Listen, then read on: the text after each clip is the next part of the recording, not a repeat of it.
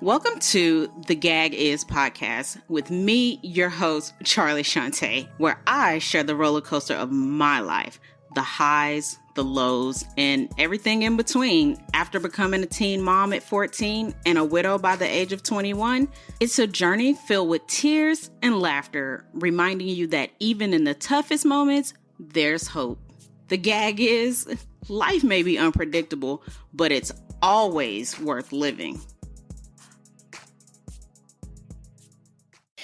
Hey guys, welcome back to the Gag Is Pod. I am your girl, Charlie Shantae. Thank you for joining me on another episode. And like I always say, if it's a new episode, then it must be Friday. Or if you're listening to this some other day, thank you for being here as well. And before we get started, if you have not already, please make sure you are following us at the Gag Is Pod on IG, and make sure you are following us on your favorite podcasting app. That way, when a new episode is released, you're one of the first to know. All you got to do is hit play and boom, we're right there. So go ahead. We're going to jump right into today. Keep today short and sweet.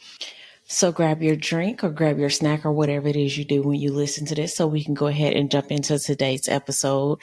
And I feel like today's episode could not come at a better time.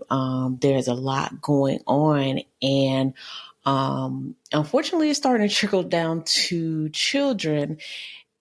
And I just want to, for parents and families, educators, caregivers, I just want to take some time to go over some things to help your child be a better child and not let your child be that child. On my today's You Can't Make This Up, I'll detail a story about New Face and some things that he has encountered just this school year already, and we're only about 9 weeks into the school year. We midway through the first 9 weeks, and some of this trickled down from the summer as well, and then it just kind of rolled over into school as well. So I just want to talk about some things that can help kids have healthy friendships and have healthy social skills. I think that's important to teach kids to, feel the feels, feel the emotions. Now, remember, I'm not a licensed psychologist, psychiatrist, social worker, counselor, anything like this, but these are just some tools that I have used with my kids and children who are close to me. Some things that I've talked to them about, some tips that me and their parents have talked about, just so we can get our kids, to help them become better people. And to surround themselves with better people, because as adults, we know that being around the appropriate group and the appropriate people can take us further compared to being around people who don't mean well and such. I always tell my kids, quantity is better than quality. You can have 100 people around who don't mean you well, and you can have 3 people who are solid for you, but those 3 people who are solid for you are much better than the 100 people that you had around you who were just being leeches and didn't mean you any good. So why are friendships and social skills important? In life, you can, but it's not healthy just to go around and just not talk to anybody, not have any social interaction. I think when COVID occurred, it took away a lot of socialization for a lot of younger kids because they were growing up. They couldn't start kindergarten. A lot of them didn't get to go to preschool or daycare or anything like that. So they missed out a lot on that social interaction during that time period from maybe 2020 to all the way to 2023. I know during that time, New Face was, I wouldn't say homeschool, but he was doing virtual school because that still was an option. We chose virtual school for him due to the fact that he has a very compromised immune system. And so we wanted to ensure that he was well, because he did catch COVID. He's caught COVID 2 times. And each time that he's had it, it has been pretty bad on him. So during that time, he was transitioning from, I think he was in like 4th or 5th grade. And his social skills kind of fell off a little bit. He's always been a kid who's been shy when it comes to other kids and making friendships. But when COVID happened, it really was a little bit detrimental to him. And I had to figure out ways to kind of get him to be a little bit more sociable, to get him to go outside more. I was like, let's go here. Let's go to the park. Let's go to a jump place or something like that, just so that there were other kids there so he could get that social interaction. Once he was in 5th grade, the last 9 weeks, I was like, you're going to have to start riding the bus to school next year because you're going to be in middle school. Do you think that maybe you want to try and go to school, to make friends, because you only see these people on camera? He's never ridden a bus to school since he was in 5th grade. So he was like, yeah, and he tried it and he absolutely loved it. And now he craves social interaction. He is not one of those people who can just sit in the house and be alone. He prefers to be around other people. He's still awkward when he's around other people, but nonetheless, I do have him around other people. Green flags and red flags in when it comes to a friendship or a partnership for a child. One of the green flags that I always try to emphasize is mutual respect. We as people have to understand that we will not always agree with people. And I always tell New Face and others that if somebody agrees with me every time I talk, I don't want to be friends with them, because I know for a fact that they're not being honest and they are not being beneficial towards me. And I don't need a yes woman or I don't need a yes man. So I tend to stay away from people who agree with everything I say, because everything I say shouldn't be agreed upon. And when you don't agree with someone, you should respectfully share your side, share your opinion. The way that I raise my kids is, if they don't agree with something, then I ask them why they don't agree with what I stated or what I said. And then they let me know, well, Mom, this is why I disagree, or, or vice versa. And we have healthy conversations. And one of the things that I say is mutual respect comes from home. Parents, I understand a lot of times we are built that we are not our kid's friend. I don't have to be nice to you, and the things of the like. And I agree and I disagree with that. You don't have to be your child's friend, but I do believe that it is important that you show your child respect. When you show your child respect, then it's going to show them that, hey, I need to have respect for adults. I see a lot of times a lot of kids don't have respect for adults. And then when I see those kids interacting with their parents, I'm like, oh, okay, there it is. So respect starts at home. Like I said, you don't have to be your child's friend, but respect is a two-way street. You cannot tell your child, well, I ain't got to respect you because you're a child. Like, that's not fair to them. Like, what are you teaching them? Because they're going to take that mindset and they're going to take it outside the house. And then when you're getting calls that your child is being disrespectful to other adults, then you're going to feel some kind of way. And you're going to be like, I don't understand why my child acts like that. And it's kind of like, take a look in the mirror. Are you showing them respect at home? Are you teaching them respect? One of the compliments that I get when I go out with the kids is, your children are so respectable. You have to show your kids respect. There's a way to show your child respect and be their parent at the same time. Okay, shared interests. This one, shared interests are good, because I feel like if you're hanging around somebody who don't understand the things that you're into, it makes it a little weird. And then it's kind of like, are we really cool? Like, what are we doing here? So I tell New Face, surround yourself with people who have the same interests as you.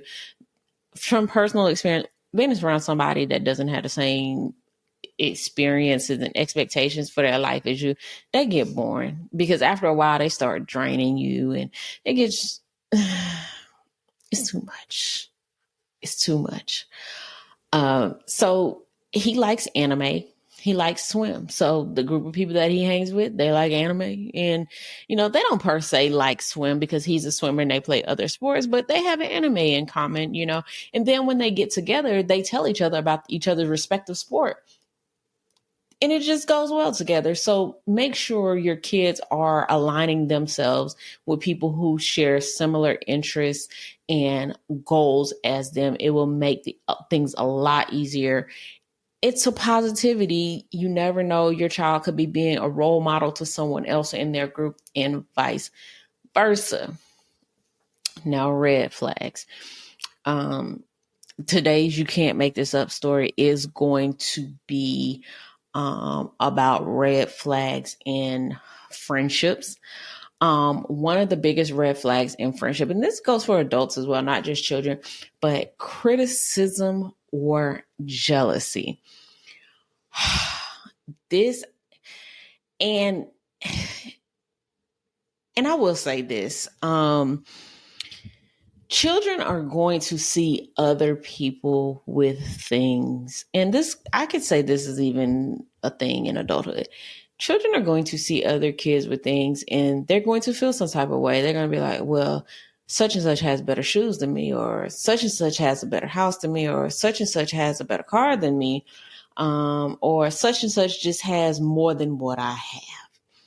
And with that, sometimes, jealousy comes along, or, talking bad about them comes along. I would call this the crab in a bucket effect because, in a bucket of crabs, there's always that crab that figures out how to kind of climb the wall, scale the wall and kind of get to the top. But while they're doing that, what is the other crab doing? They're grabbing at them, trying to pull them down. And it creates the crab in a bucket effect. And we got to teach our kids it's okay to be with people who have less than you, and it's okay to be cool with people who have more than you. We don't judge people because in some situation, everybody is one eye blink away from being pulled in either direction, or either having or either not having, or being somewhere in the middle. So I teach my children, don't down others. If you feel like someone in your group or somebody you hang with, you have to down them, or you don't have anything positive to say about them, you probably should not be hanging around them, because it's just like when you have a bad apple spoils the bunch. That apple going to start rubbing off on you and you're going to start spoiling too. And it's kind of like the same concept. Peer pressure. We've all been through it. Peer pressure is a big thing. Like, I do it, you should do it too, or do it, it's not going to hurt you, or different stuff like that. I tell New Face all the time, if somebody pressuring you to do something you don't want to do and they keep pressuring you, that's the last, that day is the last day they're going to be your friend. Because real friends don't do that. They don't peer pressure you to do bad things. Not saying that all peer pressure is bad, but if they're peer pressuring you to do bad stuff, you need to let that friend go, because they're not really your friend. That's just somebody that you associate with, and you don't need them because they don't mean you no good, because they're gonna start dragging you down. Again, the crab in a bucket effect. Now, some ways that you can help your child build their social skills is by helping them read social cues. This is a big one for New Face. Like, my boy is always on 10. And I had to tell him sometime, baby, you got to read the room. You got to read the room. Because you might be happy to do it, but this situation, it doesn't call for that. And a lot of times at swim, he's just happy to be around other people. He's happy to be out there swimming and doing his thing. But I had to tell him sometimes, you got to read the room, baby. You got to read the room. Like you gotta know how to play. You got to know when the time takes serious. You got to read the room, baby. Just take these social cues. You got to read the room. Also teach your child how to forgive and apologize. And even as an adult, this is something that I struggle with. I'm a Sag, and they say, oh, your zodiac sign shouldn't say. Well, we're gonna play devil's advocate today. And as a Sag, what I'm apologizing for, because what I said, and I mean what I said. So that's just what it is. Like, you take it how you want to. I ain't got nothing to do with that. Okay. But let's teach our kids how to apologize, because if you are wrong, it is okay to say, I'm sorry. And even as an adult, I've had to learn this. Just because I feel like I'm right, don't mean I'm right. And that's the same thing for kids as well. It's okay to apologize and it's okay to forgive. Not saying that whatever the apology or the forgiveness is for, that you have to continue with that person or that situationship. But there's nothing wrong with apologizing and forgiving, even if you don't feel like you was wrong. Sometimes apology can go a long way. I've apologized to people that I ain't feel like I needed to apologize to. And I just left it at that. Like, okay, you feel like you deserve an apology? I apologize to the most sincerest of my ability. I just know how to go and deal with you from here on out. And before y'all say, is that a beer? No, it's not a beer. It's water. It's water in a can. Um, when you sit up here and you talking, because I've been talking for 15 minutes, your mouth get a little dry, so you gotta moisten the chops a little bit. So setting boundaries, I think this is one of the most important things in friendships, that you have to set boundaries, and it's beneficial. It's more beneficial to set boundaries. It's more beneficial to set boundaries in the beginning than it is in the middle, because it's going to be a little bit harder, because it's going to be like, oh, wait, I always do that. Like, why it's a problem now? But had you established that boundary from the get-go, then, you wouldn't have had to, it wouldn't be no confusion, because I feel like if you set boundaries in the middle, then that can lead to just the whole fallout of the friendship or the relationship, whatever. It's going to lead to a fallout. And so, I always tell New Face, if somebody says or does anything that you don't like, say something, set that boundary. It's okay to set that boundary. I don't like the way that you talk to other people. Please be respectful around. I know he tells me, like, such and such was cussing. I'll be like, hey, like that, don't do that around me. If you need to do that around me, we ain't even finna be cool. Like, don't do that around it. Teach your kids how to set boundaries. It's okay to set boundaries, because if boundaries is what keeps your inner peace. So I always want my kids to have peace, and I'll be like, set your boundaries. And I tell them boundaries are not exclusive to non-family members. Boundaries can go for your little cousins and stuff too. Like, these is your boundaries, and either you can respect them or you can't. And that's just that. If you can't respect my boundaries, then, there's no friendship, there's no relationship here. Let them, and this is something that I had to let my kids do, especially New Face. Let them pursue their interests and find their people. Their people are going to come to them. Their people are going to find them. New Face has found his people. New Face has found his tribe. And I'm like, thank you, Lord. I'm cool with the parents and everything. He got swim team people that I'm cool with the parents, got school people. My baby done found his tribe, and I'm like, thank you, Jesus. And they are decent people and decent human beings, and I can't ask for nothing better. Like, the parents is good and the kids is good. I'm like, thank you, Lord. Like, I appreciate that. And my last no, it's not my last tip. Another one of the tips is, let your kids hang out. New Face hang out all the time. They go to the movies, they go bowling. 9 times out of 10, it's the movies, because they want to go see these anime movies and stuff like that. Let your kids hang out. There's nothing wrong with let your kids hang out, because think about it. Like, New Face is in his face. He want to go to the movies. And he want to go to the mall. When I was New Face's age, I used to go to the mall. I used to go to the movies. So now that he's doing, I'm like, yes, like, teenager, come on. Yes, my boy's an official teenager. Yeah, teen stage. He'd be like, yeah, my friends are coming to the mall. I'm like, cool, we can go to the mall. I'll do a little window shopping. I'll go sit down. I'll have me some lunch by myself now. Let me know when you're ready to go, boo-boo. Like, I can find something to do. Ain't nothing to it. I'll go sit. I have me a little bite to eat, and then I'll go window shop. I'll go look at some clothes, and I might buy a little something. But I'm happy because he's out with his friends. He's out with his tribe. and he's just not sitting in the house. He actually prefers to be out the house. He does not prefer a lot of screen time. He has a lot of outside activities, like he does the bow and arrow. He does what's that thing called? He does the guitar. So there's like a lot of things that he does outside of the house. And last but not least, and I think this is important because kids have to find themselves, and they, like I said, they have to find who suits them best, who they need to be around and such. Don't force them to socialize, because forcing them to socialize is going to make it very much awkward.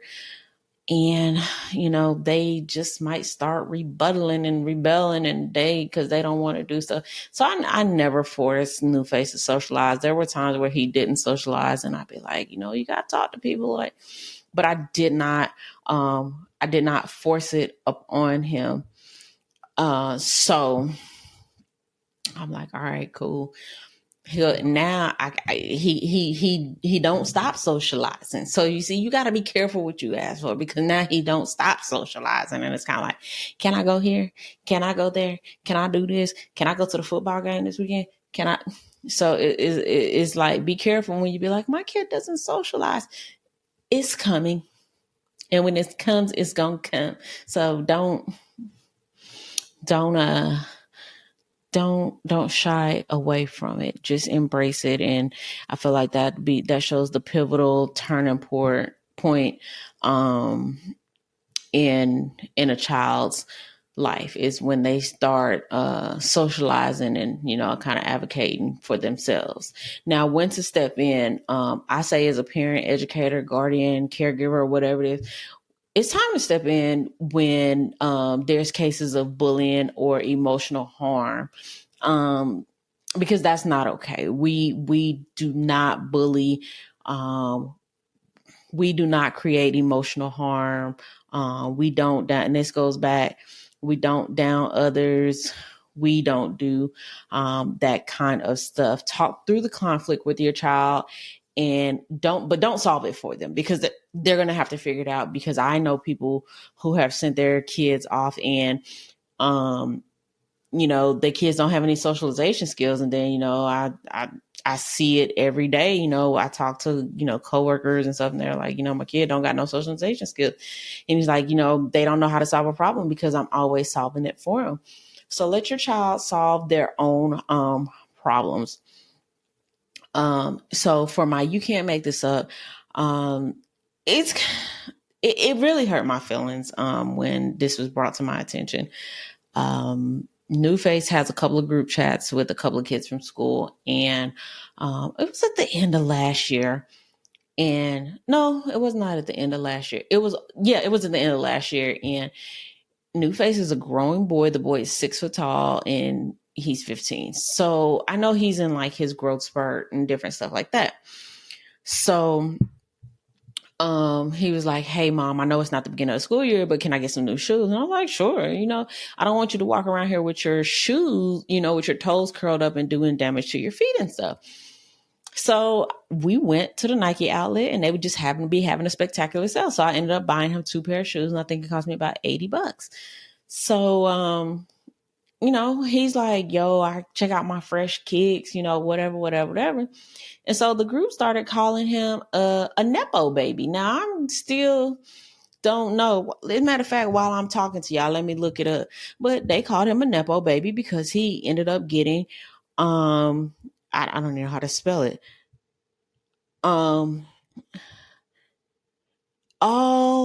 It says Nepo baby, short for nepotism baby, is a person who has benefited from familial connections or advantages to gain opportunities, employment, or success that they might not have achieved otherwise.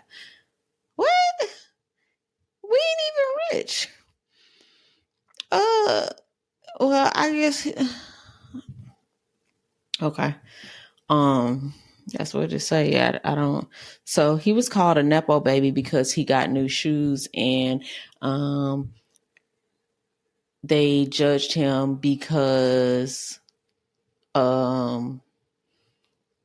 got new shoes and stuff. And so they collectively agreed that they would kick him out of the friend group because his mom gets him new stuff whenever he needs it. So they decided to kick him out of the friend group. And I was like, you don't need that. And now he has another friend group. And I said, I think you need to get rid of that friend group too. Because I said, if you don't think for a minute that friend group is talking to the people in the other friend group about you, I said, you sadly mistaken. I said, I know it hurt, but you're sadly mistaken. So parents, teach your kids to be good people. Teach your kids don't judge other kids because their parents can do stuff for them. Now, why would I not get my child new shoes because his toes was curled up? Why would I not do that? Why are kids making fun of kids for getting the basic essentials? I understand that all parents can't afford to go buy their kids new shoes in the middle of the summer, but some of us can. And your child making fun of a child because they're able to get new stuff and they don't have to wear the same old stuff during the summer that's uncomfortable. Y'all kids cannot make fun of people for that. That is not okay. It's not okay. So, yeah. So, I mean, but if my baby needs some new clothes and new shoes, he finna get them. It's just that. And so I ain't really pick a song for this week.